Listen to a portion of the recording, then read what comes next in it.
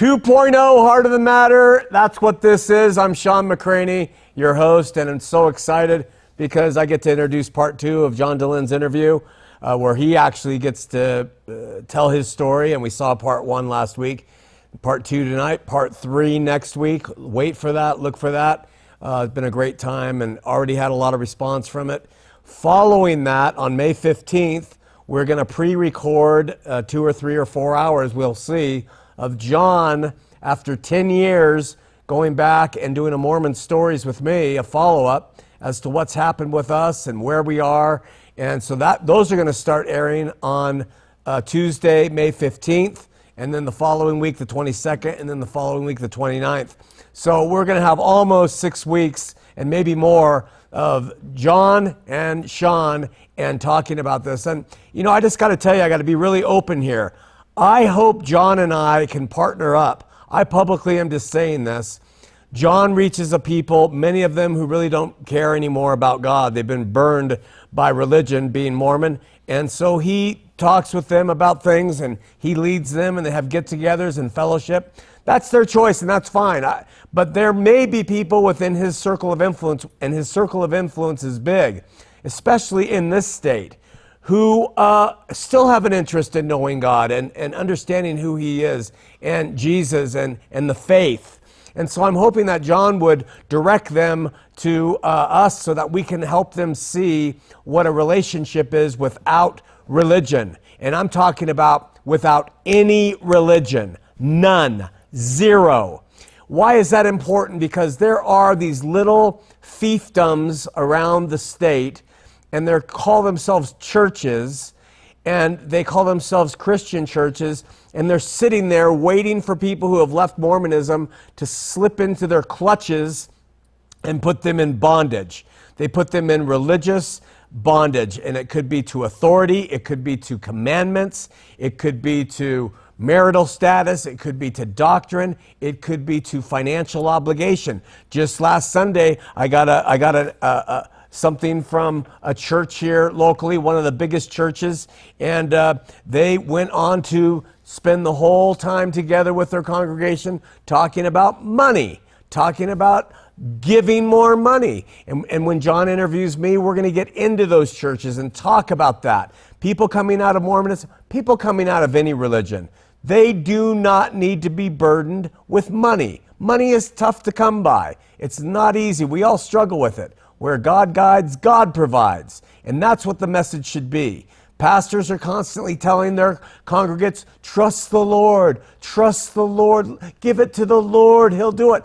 These pastors should be trusting the Lord with their well-being in their ministries and in their churches, and they're not doing it. So we'll be talking all about that. But right now, let's go to part 2 with John Dehlin. Hey, we're with John Dehlin. This is part 2, founder of Mormon Stories, PhD, CEO, and co-originator of Open Stories Foundation. And if you didn't see part 1, you should take the time to watch it, because you'll see a side of John that is really fascinating, and it lends to a tremendous foundation of personal integrity, in my estimation. And that's important when you balance what he has continued to do, just to see how that plays into who he is. So right now, we want to spend some time going forward from the time that you graduated BYU, married, did your time with the church for their general authority, and then what started to happen from there. So I got my dream job, I thought, in 1997-ish. I went to work for Microsoft in Seattle. So it's like at the time, that was every tech guy's dream, was to work for Microsoft, get the stock options, go to the Mecca with Bill Gates and Steve Ballmer and dominate the world through software. So we moved to Seattle, and we're active in our ward there in Issaquah, and was really having a great time. Was starting to make really, really good money and travel the world. I had a very meteoric rise in the company, had back-to-back double promotions 2 years in a row, and was a director just a few years into my time there, and was really on the fast track. But there was just that dark sort of space that I referred to in the last episode just wouldn't go away. And Frank Capra wouldn't go away. Just this, like, you have to live a meaningful life. You have to live a meaningful life. And so it was cool to have stock options and know Bill Gates and to make a ton of money, but I felt empty inside, and it wasn't filling me. So, but I didn't, have words to put to it. And I was, we were having kids. We ended up having 4 kids, and really busy. So Microsoft can just consume your life. So what happened was, the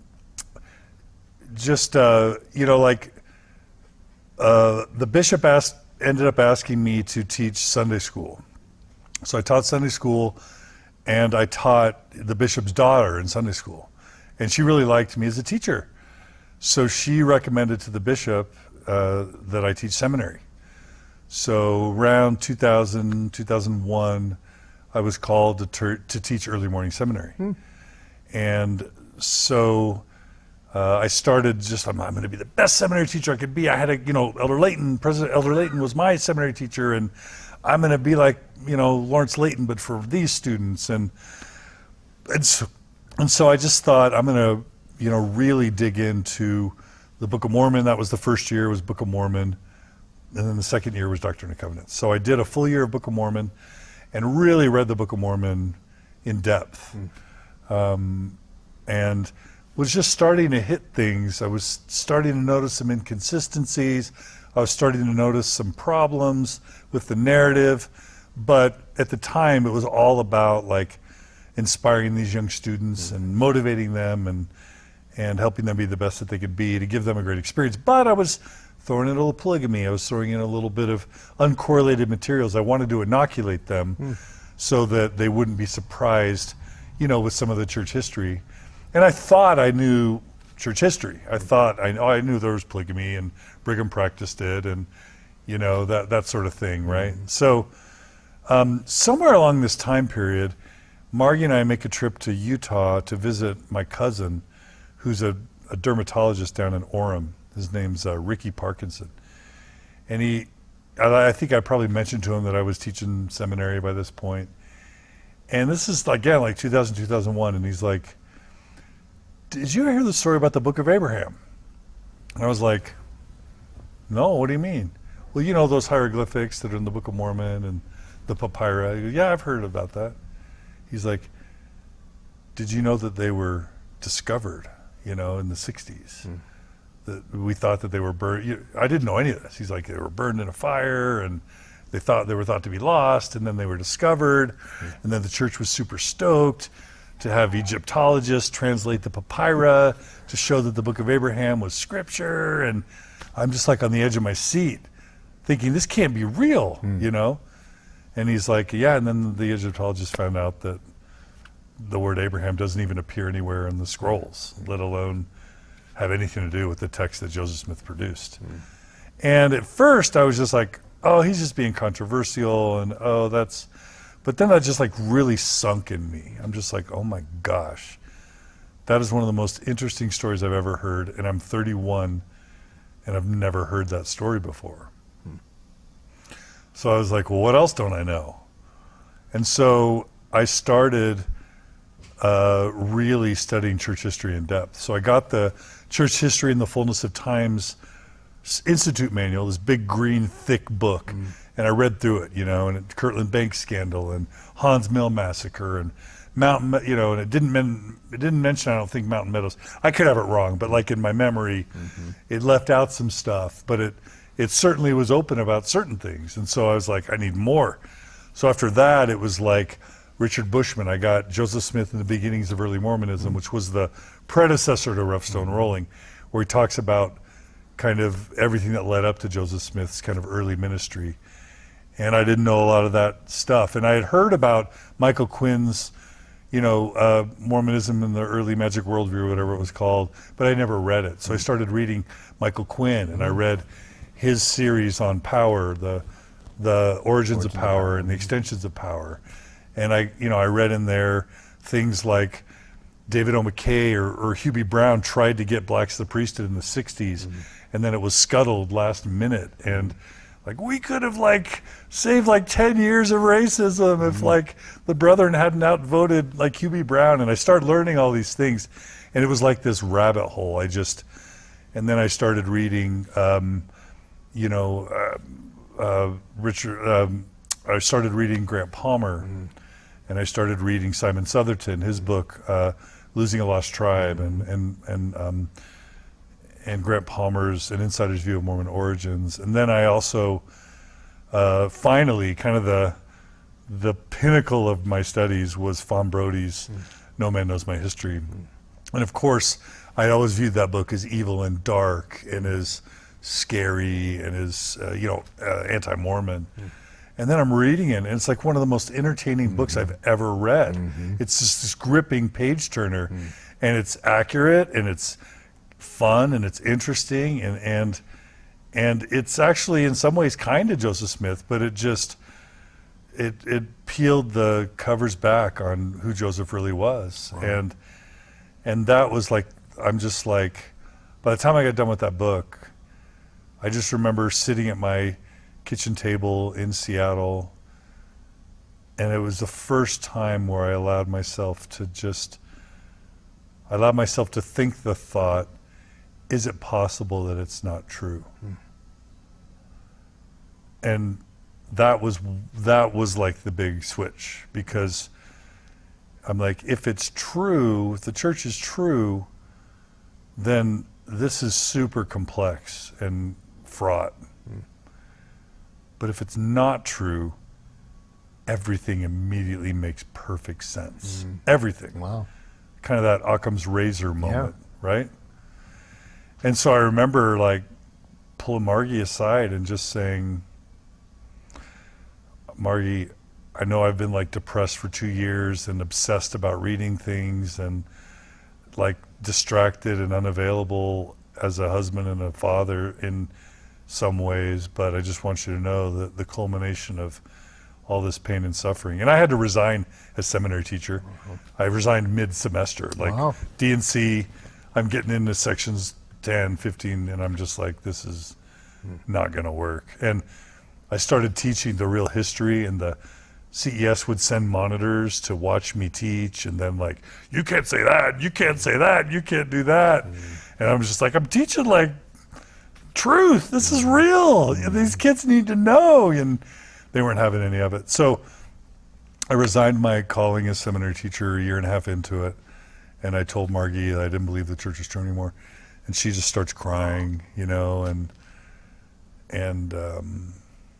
but she really gathered a composure quickly, and I said, will you just read No Man Knows My History? That's all I asked, just read this book. And she, to her credit, she's a reader. She reads like 2 or 3 books a week sometimes. She read it. She comes back to me and she says, okay, what are we going to do now? Wow. So I didn't have to deal with any of this mixed faith marriage stuff, or I never worried that she would leave me. I picked her knowing that she would choose me over the church. And so that was never a problem we had to deal with. It was more, what do we do? But because BYU had primed me for liberal Mormonism, I said, well, what did Eugene England do, and what did Lowell Benyon do, and what did T. Edgar Lyon do, and what did Leonard Arrington do? So I started reading more and more about this progressive Mormonism that I had discovered at BYU. And then I, like on the internet, stumbled on Sunstone, saw that the September 6th had just had like a 15 or 20 year anniversary, and found out that it, like, Lavina Fielding Anderson still attends church. Maxine Hanks ends up getting rebaptized. Avram Gileadi gets rebaptized. Like 4 or 5 of the September 6 either got rebaptized or still attend. I'm like, we could do this. We could do this. Michael Quinn still believes. No. You know what I mean? Like to this day, Michael Quinn still believes. So I'm like, well, I don't have to leave. I'll just like, I'll help lead a transformation within the church. And I had read Chaim Potok's books So Chaim Potok is this famous Jewish author who was writing books in the 50s and 60s and 70s. And it was all about how Judaism used to be Orthodox. And they used to view the Bible, the Old Testament, literally, and the Talmud and the Torah, and every word's perfect, right?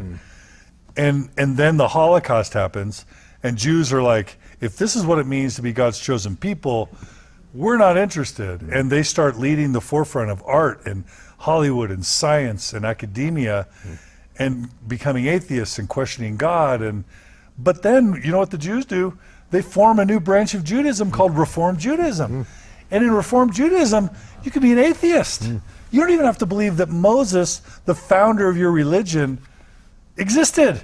And you can still be a Jew. You can be an atheist rabbi. You can be a lesbian or a gay rabbi. And I'm like, whoa, what if we could do a Reform Mormonism movement where you can not take the Book of Mormon literally, you don't have to follow the brethren, obey them blindly, but you can still have all the tradition, all the dance festivals and youth conferences and temple trips and stake dances and youth programs and seminary, and I don't want to give all that awesome stuff up.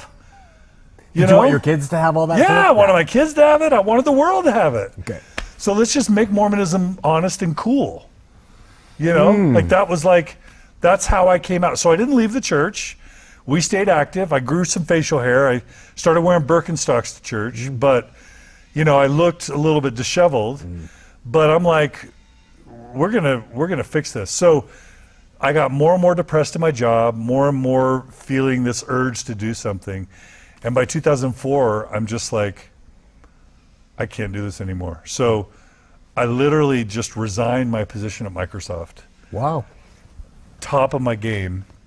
I had made over $200,000 that year. And you only increase. You don't decrease at Microsoft. Wow. You increase. And I just walked away. We had, paid off our cars, and we were coming close to paying off our house. And I just resigned and moved to Logan in 2004. And I enrolled in a PhD program in instructional technology, which at the time was kind of educational technology. Okay. And that was right when Web 2.0 was emerging. So in 2004, podcasts would have first been invented, blogs would have, just been invented. And, the precursor to MySpace, which was the precursor to Facebook, was all erupting in that kind of 2004 timeframe. The iPods were just getting rolled out. The iPhones were kind of a gleam in Steve Jobs' eyes. Wow. And I learned about social media and Web 2.0 that first year of my master's PhD program in instructional technology. And by the end of that, and I attended Sunstone again. So in 2004, first thing I do when I moved to Salt Lake that summer is I seek out Sunstone. And I meet Dan Witherspoon, who is the head of Sunstone. I meet Armand Moss. I meet Michael Quinn. I meet, Greg Prince. I meet all the kind of celebrity, intellectual Mormons that I had been reading about. They were still alive. I mean, Leonard Arrington was dead by then. Lowell Benyon was dead. T. Edgar Lyon was dead. But there was still all the September 6 were there, Maxine Hanks and, Paul and Margaret Toscano. They're all milling around Sunstone. And I'm like, it is time to whoop up. It's time to whoop up on Mormonism and whip things into shape. So I, met with the Dialogue Board. I met with the Sunstone Board. I'm like, how do I help out? We have to transform Mormonism. And everybody's like, this guy's crazy. Who is this guy? And so I'm like, all right, I'll do it myself. So in 2005, I learned about podcasts. There were a couple podcasts out there, even Mormon themed. There was The Church Is Not True podcast with Mike Norton. Oh, really? He was an early podcaster. I didn't know that. And then there was the Catholic Mormon podcast, which is about a Mormon that converted to Catholicism. There was This Mormon Life. There were just a few emerging podcasts out there. And I was like, I'm going to do this. This is a great way. And I thought, I was very strategic. I picked more, I could have picked anything. The first domain I bought, I think, was called A Thoughtful Faith, after a book that I'd read about progressive Mormonism. But I could have chose any domain name, because back then you could buy any domain name. But I picked Mormon Stories because I thought, instead of being a pundit instead of like preaching to people, which is only going to alienate them, which is only going to create resistance, what's a sort of sneaky way I can hook people into wanting to learn about something that usually is threatening and scary? And I thought, stories. We are engineered biologically to sit around a campfire and listen to stories. That's how we evolved over millennia. And stories are very pernicious or insidious in the sense that they're engaging. Once someone starts telling a story, you want to hear the ending. And they don't just inform, but they inspire and they pull the emotion. Because I think I knew by then that from the Bible bashing days, making intellectual arguments was never going to move the needle. You have to move people emotionally to move the needle. And so stories are like Trojan horses. You can deliver the thinking and the information when it's wrapped in a story that moves someone emotionally. You captivate their attention, you move them emotionally, then they're open to the information. And that was the strategy behind Mormon Stories. Wow. And so bought that microphone in 2005 and recorded my first episode, which was telling my mission story. I didn't interview anyone, I just told my mission story. And that was my very first episode. And I remember like got it all ready and bought the microphone, used Audacity to edit it, like figured out how to use WordPress and the blog, got it all ready, got a logo. And I just remember like sitting there as I'm about to push that button, you know what I mean? It was like, do I buy the microphone and then like, do I release this episode? And for me, the range of possibilities was really wide.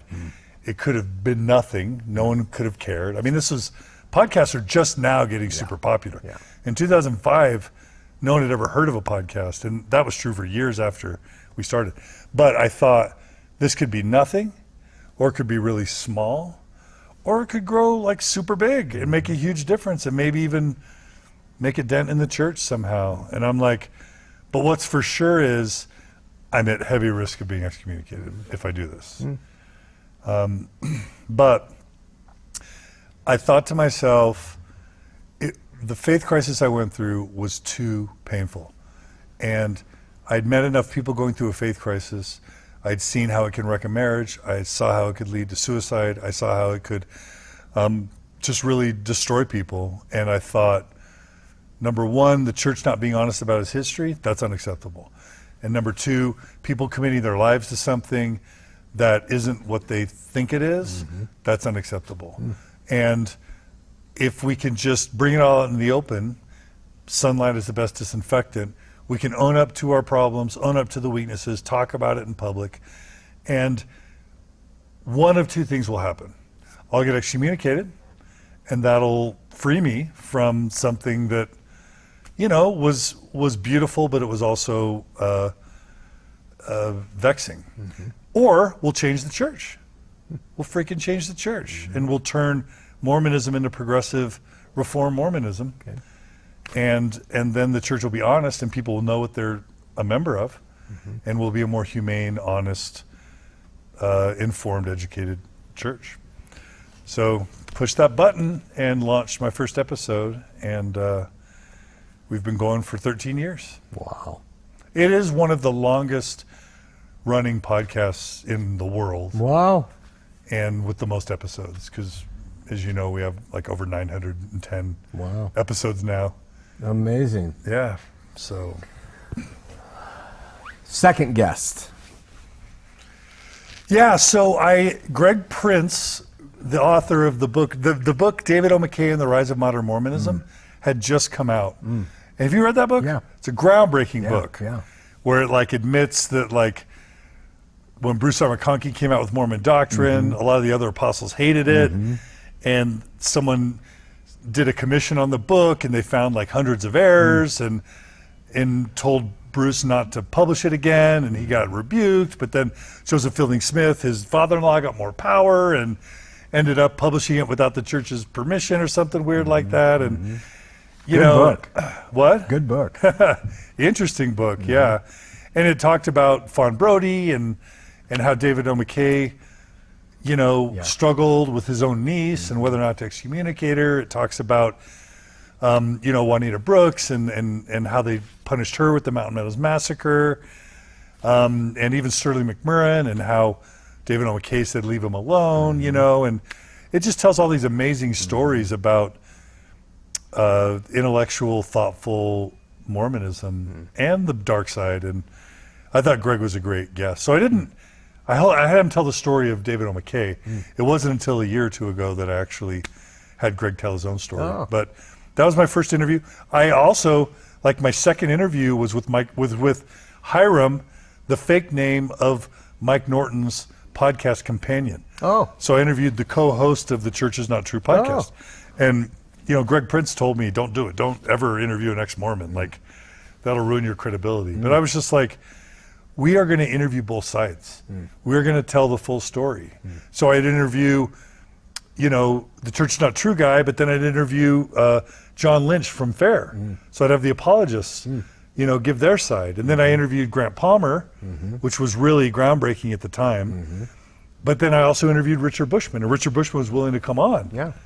And then I interviewed Margaret and Paul Toscano in the September 6th, and it just started rolling. We covered feminism in those early years. We covered racism. I interviewed Darius Gray and Margaret Young about blacks in the priesthood. Wow. I interviewed this guy named Buckley Jepson about how he was gay, but entered into a mixed orientation marriage, but then wanted to kill himself, so he had to get divorced from his wife, and then he had a partner. And this was back in 2005, 2006. This is the first time on such a large scale that these very controversial topics were being discussed. There had always been dialogue, well, not always, but since the 60s, there had been dialogue. And then since the mid-70s, there had been Sunstone Magazine and Sunstone Symposium. But those, at the height of Sunstone Symposium, maybe 10,000 people were attending. At the height of it, the zenith. I don't know what the max publication sort of subscription levels of dialogue was, but I'm guessing it was in the thousands. Yeah.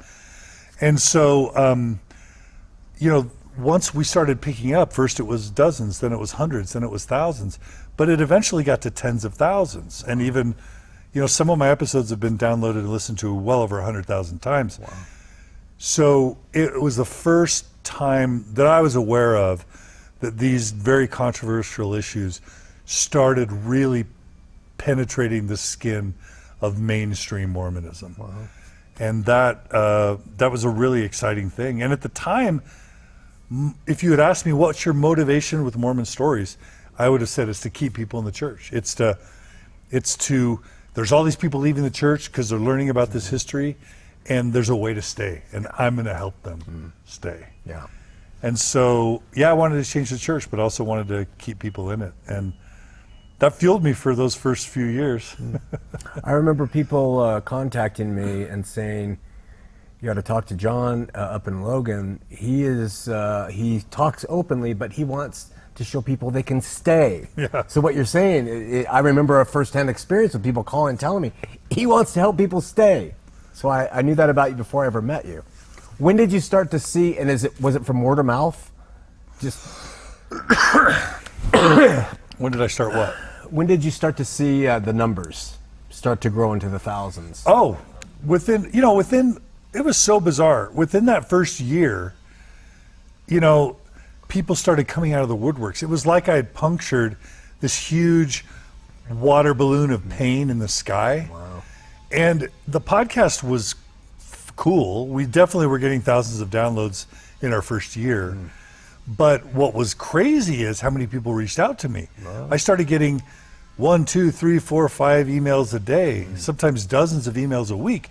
And these would be like 5-page emails, epistles that were like their faith journey and their mission and their marriage and their struggles. And they'd talk about masturbation and pornography. They'd talk about,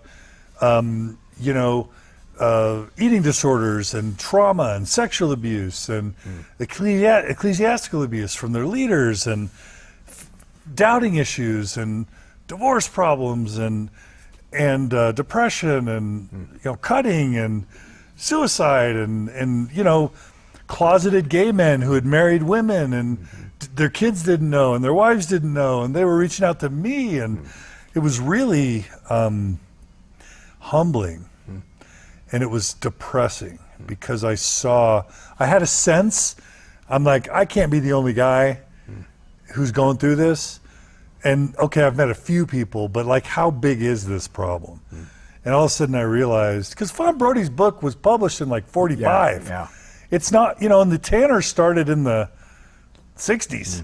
Like, it's not like this information hasn't been available, right? Yeah. But somehow, before the internet, they were able to label it and ghettoize it in a way to where no one would dare look at it. Or if you did, you could marginalize those people, run them out of the church, and smear them so that, you could keep people innocent and blind and kind of ignorant and following, obedient. So when all these people come out of the woodwork, I got overwhelmed. I felt, there's a scene in a Superman movie where like Superman is like flying up into space, and he can like hear and see all the pain in the world all at once.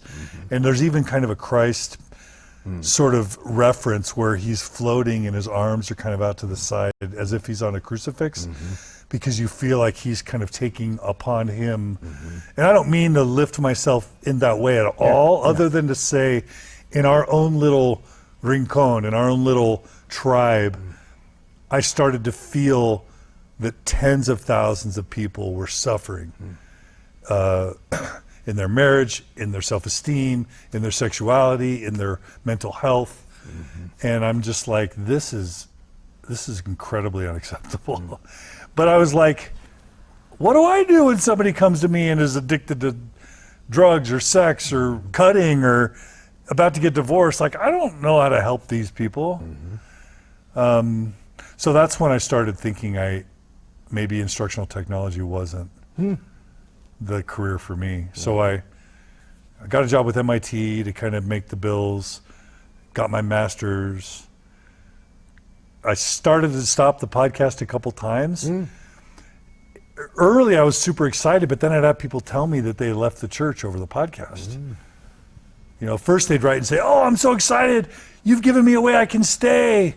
And then I'd wait 9 months or 12 months. And then it'd be like, I'm like, hey, how's that staying going? And they'd be like, I couldn't keep hanging on. I couldn't keep it up. It got too taxing. It got too hard. And then sometimes those people would their marriage would end up unraveling after they left the church. And my immediate reaction was, I'm ruining families. I'm taking people out of the church and I'm ruining families. And I probably twice or three times I shut the podcast down. A couple times I think I took it off the internet completely, just so freaked out that I was really impacting people's lives in very tangible ways. I love the positive emails, and there were thousands of people saying, I'm active now and I'm faithful and I'm happy, but it was the ones where that didn't work out that I just would really take responsibility for. And so it was a little bit back and forth for those, between 2005 and 2010. It was a little bit off and on, stop and start. It was so alienating. Can you imagine? Maybe you've done this. It's just like, everybody, I'm not doing this anymore. So go away and leave me alone, and I'm done. Thank you very much. And just I do it every week. alienate your listeners. Yes. Close shop. Yes. Say I want to walk away. That's hilarious. Yeah, it was. So you guys hear that? I'm not alone in this. He gets it. So keep going. Yeah. So first, what was the one Margie in the family? They're like, hey, Dad, great. Well, the kids were kind of young at this point. It was always uncomfortable in the family because, it's controversial and Margie's private. And it's a very public thing. People started coming to our house. People started to want to have lunch and dinner with me all the time. And Margie's just like, what is this? And and Margie's been very supportive, but there were just times where it just wore. I was always obsessed about it. I was waking up at 2 and 3 a.m. to what's my next episode and got to read books and study and figure out this web stuff and take it to the next level. I was obsessed. I mean, if you've ever known someone who's obsessed or seen a movie or been obsessed yourself, for many, many years, I couldn't sleep past 3. And I'd be up working, and I'd work all day long into the night and never stop thinking about it. I'd be at dinner eating, and people are telling me these great stories, and I'd just be like, you know, who's someone I can interview, and how do I move the needle? How do I make a bigger difference? And so that was hard on the family.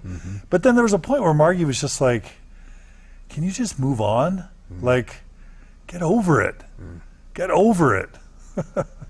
Like, there's a huge, big, like Margie, when she stopped believing the church was true, she would still attend.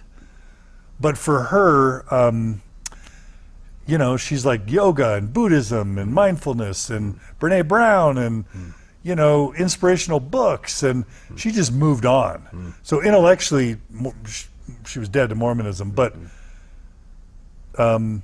she was still attending. So she was just like, can't you just get over this? Can we just move on? And I was like a Rottweiler. I was like a pit bull. I was not gonna open my jaws. I was gonna, you know, I was just gonna, I was gonna take it wherever it went. I wasn't gonna let go. So that was hard. First guest that caused some notice from the church? You know, Grant Palmer was the first guest that really shook things because he was so hated. Yeah. He was so hated Vilified him. Super vilified. Yeah. And I thought his book, it wasn't like, you know, Yale level history, but I thought it was good enough to give you a really good sense for how the Book of Mormon was put together. You finish that book and you're like, oh, forever I've been taught the Book of Mormon's so magical and powerful and mysterious. There's no way anyone could have ever put it together, let alone an ignorant farm boy. And he just lays out the case really clearly about the different, you know, the 5 main sources of inspiration for the Book of Mormon. And you read through that and you're like, okay, the Book of Mormon could have been created. And if you actually understood the soup or the milieu that was the 1830s, this is sort of what you would have gotten if you just sort of thrown all that into a little stew and mixed it up. You kind of would have predicted a book like that. But yeah, Dan Peterson and the fair crowd really demonized me after that point. And there's been a certain level of hatred and animosity, you know, between me and apologists from that point on. Fortunately, I was always able to do a Michael Quinn or a Grant Palmer, but then counterbalance it with a Richard Bushman or a Terrell Givens. And I worked really hard to always balance the challenging, you know, the challenging ones with the faithful ones. So I do, you know, Todd Compton about polygamy, but then I do Brian Hales, you know, the apologist on polygamy. And I would always just be very careful to do Margaret Toscano feminist, but then Claudia Bushman feminist. And that was my shtick, was to just ride that middle line for as long as I could ride it, because you would maximize the audience. The non-believers would be super excited because you were giving exposure to talking about controversial topics, but you do enough faithful stuff so that the believers feel safe and they feel like you're balanced. Smart. And you can draw the biggest audience. So I'd get grief from, like, you know, Jeff Ricks of like Post Mormon, and there'd be these dudes that just didn't get it. They'd be like, well, you're shilling for the church and you're a hypocrite and you're lying. And I'm like, I think it's called strategy. I think it's called effectiveness. I think it's called reach and penetration. These were the things that I was most loyal to. Effectiveness was my goal. And I was going to build the biggest audience I could possibly build. And is that still? I mean, obviously, you know, whenever, you know, at some point, so the first time, you know, Bishop Farmer, this probably would have been a year or two into it, you know, my first bishop started, you know, questioning me. All I did was freaking go to my listeners and say, write me a letter if I've helped you stay in the church. And I got like 1,000 letters. Wow. And so I literally printed them all out, bound them into a packet, said, here, Bishop Farmer, here are 1,000 people who say I've helped them stay in the church. Wow. Do you want to have more discussions? And he was like, we're good. Wow. I'm going to leave you alone.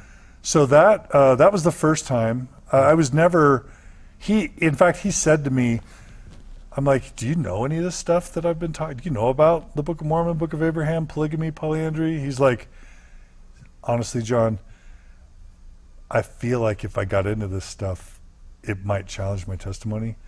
So if it's all the same to you, I'd rather not learn or know anything that you've been studying. Wow. And he took a very conscious, ignorant approach, which is fine. Yeah. But yeah, we never got into it. Then it wasn't until 2011, 2012 when I started really becoming sort of flirting with atheism and agnosticism, angry at the church, because the more I learned, the more problematic. It's just the rabbit hole goes deeper and deeper. And church, when I learned about the LGBT suicides and the mixed orientation marriages and the way, learned about feminism and misogyny, learned about how racist the Book of Mormon is and how racist the church has been even today. I just started, and then I just had all this Superman level pain that I kept being exposed to. All these divorces, all these lives being thrown in chaos, all these people discovering this stuff at 40 and 50 and 60 and saying, what has become of my life? I would have made very different life choices if I hadn't have been caught in this thing under false pretenses. And it just started to overwhelm me to the point where I just said, I got to turn up the heat. So I started being more strident, more honest about my lack of belief, about my skepticism. I started being willing to criticize the brethren more.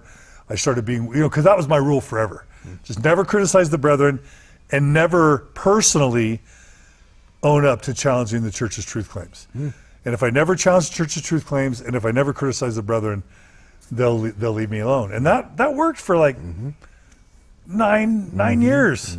But then the church did Prop 8, and I was so angry at the church for intervening in a sovereign state with their legislative process, and so I became a public advocate for same-sex marriage, and then I supported Kate Kelly in the ordained women movement, and I started just openly saying, I don't know if there's a God. I don't know if Jesus really lived. I don't know. I'm not sure. I think I like the church's version of atonement. For me, the church's version of the atonement is actually distasteful. And I don't think this is the one and only true church anymore. And I think the Book of Mormon is not historical.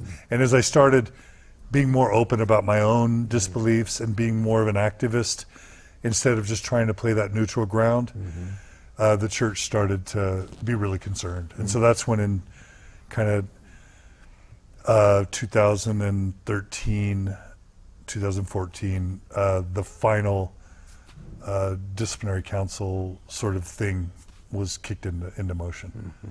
Yeah. And at that, can you talk about that at all? Yeah. Yeah. Did you defend? Did you let them know your thoughts? What was the... Interestingly, so in 2012, my marriage almost fell apart. Going back just a tiny bit. So by 2012, we were holding conferences all over the United States. We had Boise, we had, Phoenix, California, San Diego. We were taking a roadshow of workshops. Mormon Stories was at its zenith. It was starting to become a really big thing with tens of thousands of listeners. And I was starting to and I was having this really deep faith crisis where I wasn't sure if God existed. And my morality was tied to my church beliefs.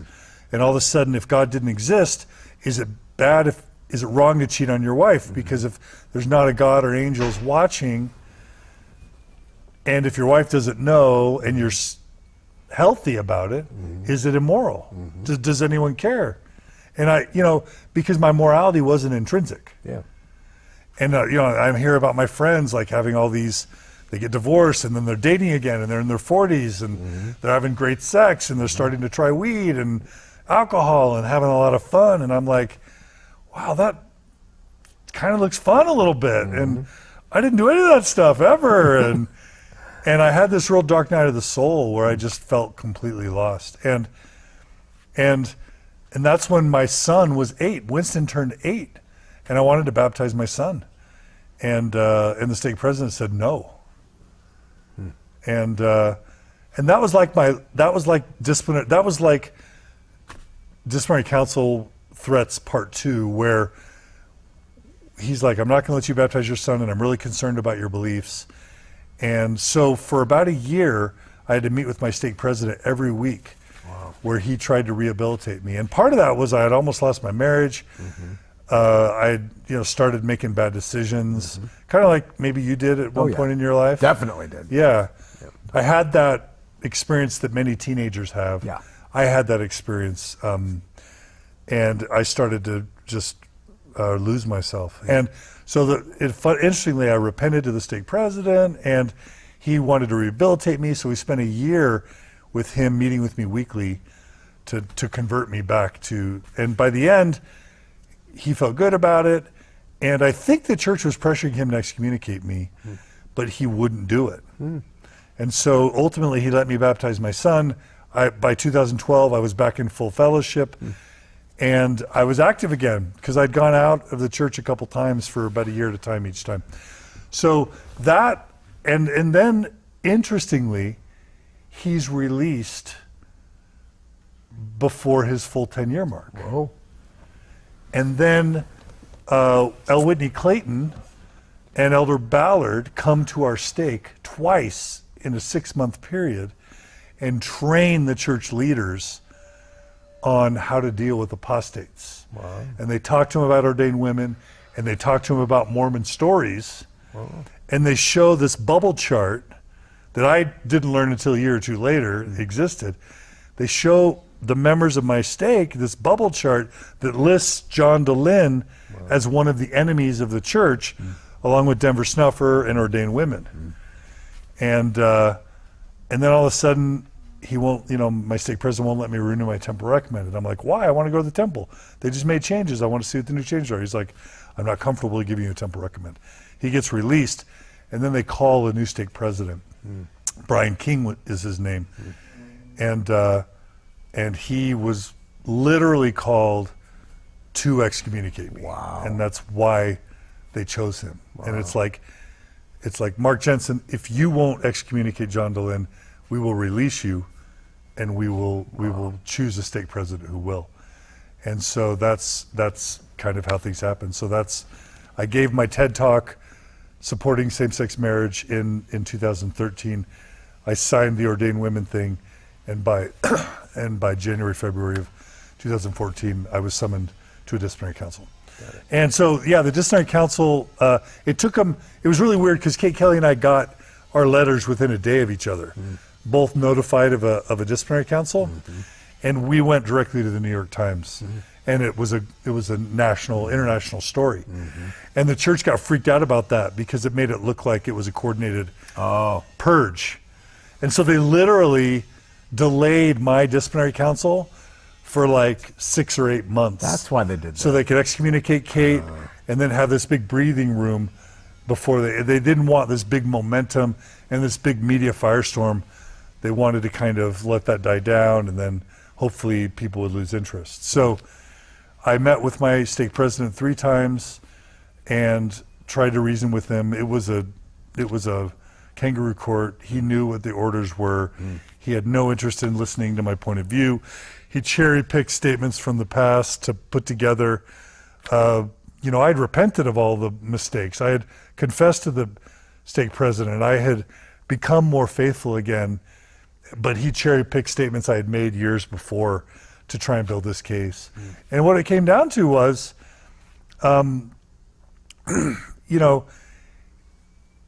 obviously my bishop told me that ordained women and my public support of same-sex marriage were what kicked off this final disciplinary council. They told me that. But that's the first thing I told the media, is that they're excommunicating me because I'm supporting gays and women.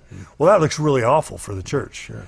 So immediately the conversation changed with my stake president to my past statements about not believing necessarily in an anthropomorphic God, or not necessarily in a resurrection or an atonement like the church teaches, or not necessarily in a historical Book of Mormon. But it was all a ruse. What it was really about was the Reach of Mormon Stories podcast. Wow. And the way I know that's true is because, and by that time, I'd been on Good Morning America, I'd been on VH1, I'd been covered in the Wall Street Journal, the New York Times. They were asking me to comment on Mitt Romney's candidacy for presidency. NPR, I'd been on Radio West. I've probably been on Radio West like 11 times. I was having this huge, tens to hundreds of thousands of people listening. Way too many people were being impacted. And what it came down to, he just basically said, shut down Mormon Stories and don't ever speak up in public again. And that's what it came down to. He didn't really care about what I believed. Oh, and he said, stop supporting causes that run counter to the church's teachings. And I said, what do you mean by that? And he said, ordained women and same-sex marriage. And I'm like, okay, am I going to sell out the women? No. Am I going to sell out my LGBT brothers and sisters that are killing themselves? No. And then I'm like, am I going to go quiet? And I thought back to that Man for All Seasons movie with Sir Thomas More and Henry VIII. And I'm like, I'd rather march to the gallows than sell out my integrity. Do I want to be excommunicated? No. Do I want to get kicked out of my tribe? No. Do I love this church? Absolutely. But selling out my integrity was a bridge too far. So I told them no. And they waited those 5 or 6 months. And then the Disciplinary Council, which was February 2015. And what did you ask about that? I was just on our break. You summarized it really well. That's not what I was saying. Oh, yeah. How do you summarize it? So those last couple years, between 2012 and 2015, I attended church. We were active.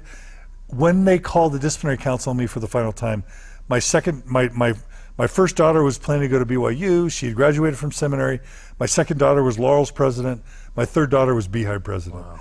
We were in it up until the very end. Wow. I wasn't, believing everything. I wasn't doing everything, but we were still very engaged. So anyway, sitting in the pews was very tormenting for me because I'd hear misstatements about Joseph Smith. I'd hear, false teachings. I'd hear them refer to Lamanites and dark skin, or how LGBT people are the sign of the times, or I'd hear them sing praise to the man about a guy who was propositioning, he was a sexual predator. I mean, what else is a sexual predator than what Joseph Smith was? He was not only approaching other men's wives, he was approaching young women. He was having sex with multiple people and using his power to manipulate and coerce people to have sex with him. And then he was smearing and maligning anyone who crossed him, classic cult sexual predator behavior. And we don't like to use those terms, cult or sexual predator, but any objective reading of history is going to acknowledge that that's what's going on. So I'm sitting there in church, on the one hand, getting my PhD in psychology, where I'm seeing the LGBT suicides, I'm seeing the divorce, I'm seeing how these young youth are tormented over masturbation to the point of wanting to cut their penises off because they can't stop masturbating. It is that serious to the really scrupulous, highly, conscientious Mormons. And then I'm seeing the church deceive people, but then I'm also enjoying what the great influence it is in my life. So I'm thrashing back and forth. And it was really starting to kind of rip me apart. And so, did I want to be excommunicated? No. But calling a disciplinary council on me was in some ways a very fortunate and charitable act.